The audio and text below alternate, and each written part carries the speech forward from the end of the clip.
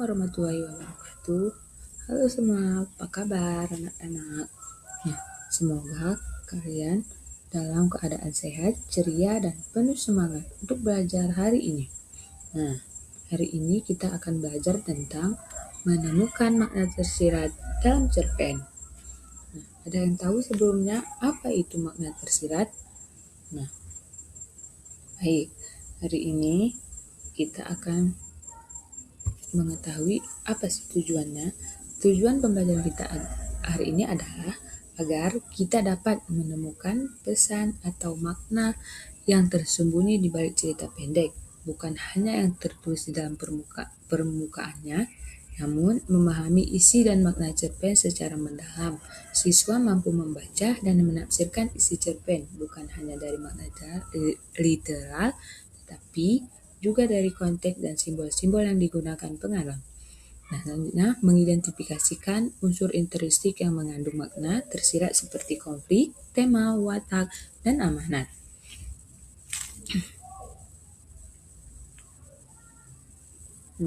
Kalian tahu nggak kenapa itu penting?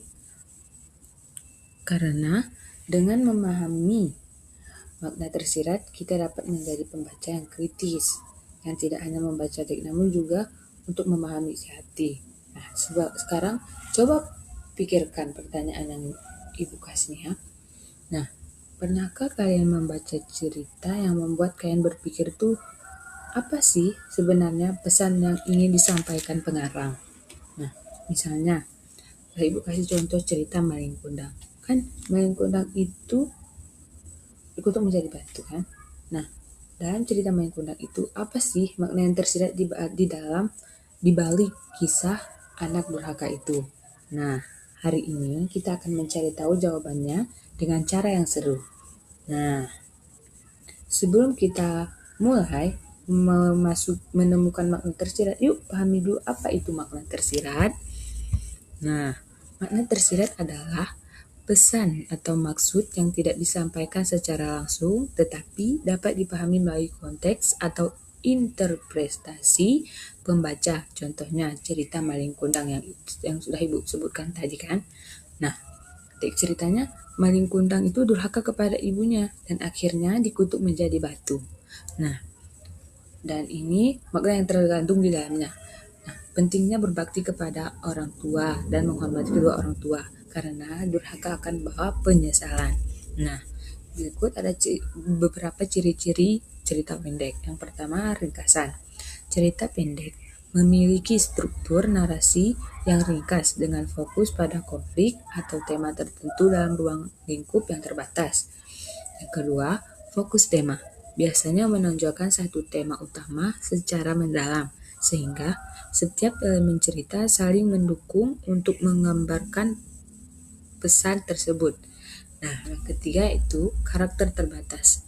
Jumlah tokoh dan alur cerita lebih sederhana dibandingkan novel, menciptakan kedalaman dan karakter tanpa mengembangkan yang panjang.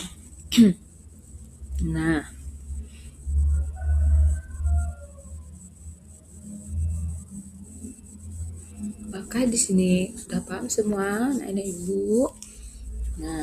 Sudah paham kan apa itu makna tersirat?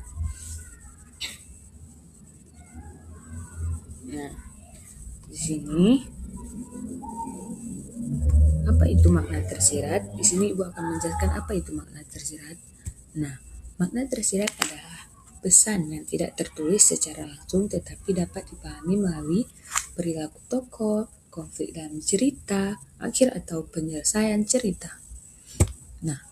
Penting menemukan makna tersirat dalam sebuah cerpen agar membantu kita memahami pesan moral dalam karya sastra, melatih kita menjadi pembaca kritis dan reflektif, mengajarkan nilai kehidupan dan empati terhadap sesama.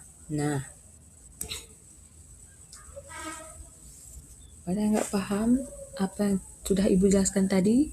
Nggak paham, coba bertanya ya anak-anak.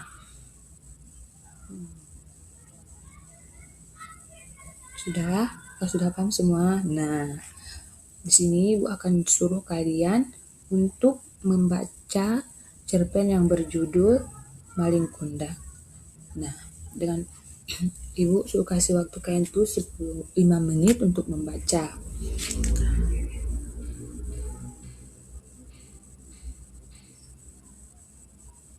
Nah, apakah kalian sudah siap membacanya? Baik. Selanjutnya, ibu akan menyuruh kalian tulis hal-hal yang membuat kalian itu penasaran. Misalnya, mengapa tokoh maling kundang itu durhaka kepada ibunya. Nah, kalian carilah itu ya, carilah hal yang membuat kalian itu penasaran. Nah, udah semua. Nah, lalu kalian cari kawan kelompok kalian dan diskusikan. Untuk diskusi, untuk mencari pesan tersembunyi di dalam cerita yang sudah ibu suruh tadi. Yang sudah ibu suruh kalian membaca tadi ya. Nah, sudah? Dah. Baik, sekarang. Nah, sekarang coba. Sekarang kalian coba hubungkan pesan tersebut dengan kehidupan sehari-hari kan. Apakah kalian itu pernah mengalami situasi seperti maling kundang? Apakah kalian durhaka kepada kedua orang tua kalian atau apa gitu kan? Nah,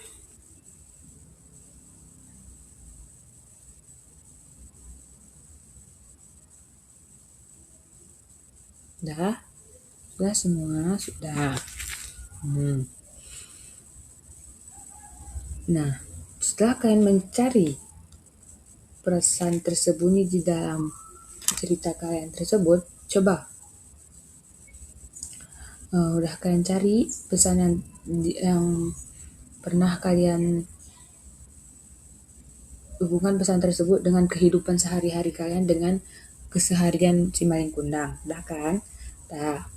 Nah, sekarang ibu mau kalian bagikan hasil penemuan kalian itu di dalam bentuk PPT presentasi ataupun video gitu kan.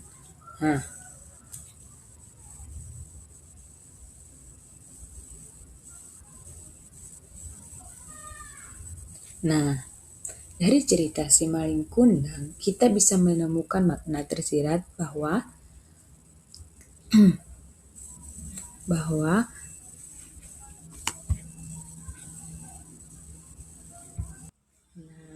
dari kisah maling kundang yang sudah ibu bacakan tadi, kita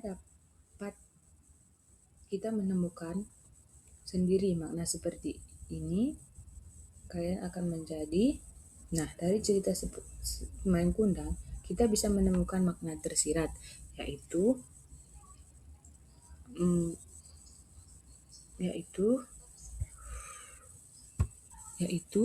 kita pentingnya berbakti dan menghormati orang tua karena durhaka akan membawa penyesalan.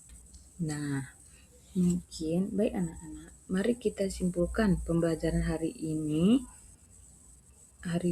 yaitu makna tersirat adalah pesan tersembunyi di balik cerita. Pembelajaran yang baik bukan hanya pembaca yang baik bukan hanya memahami teks tapi juga memahami makna kehidupan. Jadilah pembaca yang cerdas, bijak, yang mampu menemukan nilai dalam setiap kisah. Nah, jadi kesimpulan cerita si maling kundang itu, kita tidak boleh durhaka kepada kedua orang tua karena durhaka itu tidak baik ya anak-anak ibu.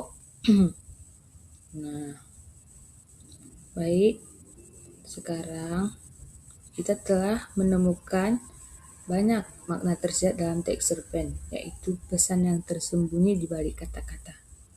Dengan memahami makna tersirat, kita juga belajar menjadi pribadi yang lebih bijak dan peka terhadap nilai-nilai kemanusiaan. Sekarang, ibu suruh ini cair ya. Untuk penutup, pesan moral apa yang paling menyentuh dari cerpen yang kalian baca hari ini? Nah, bagaimana kalian bisa menerapkan dalam kehidupan sehari-hari kalian? Apakah bisa itu diterapkan? Ingat, Ingat, membaca bukan hanya tentang memahami tulisan, tetapi juga menemukan makna di balik cerita itu sendiri. Sebagai pesan moral, jadilah pembaca yang cerdas, yang mampu melihat kebaikan dalam setiap kisah yang kalian temui. Untuk pertemuan berikutnya, kita akan belajar menulis cerpen pesan tersirat di dalamnya. Seru kan belajar hari ini anak-anak? Nah, siapa yang datang hari ini? Ada yang sakit apa? Nah, alhamdulillah semua datang ya hari ini. Nah, terima kasih sudah belajar bersama Ibu hari ini. Sampai jumpa di pertemuan berikutnya. Wassalamualaikum warahmatullahi wabarakatuh.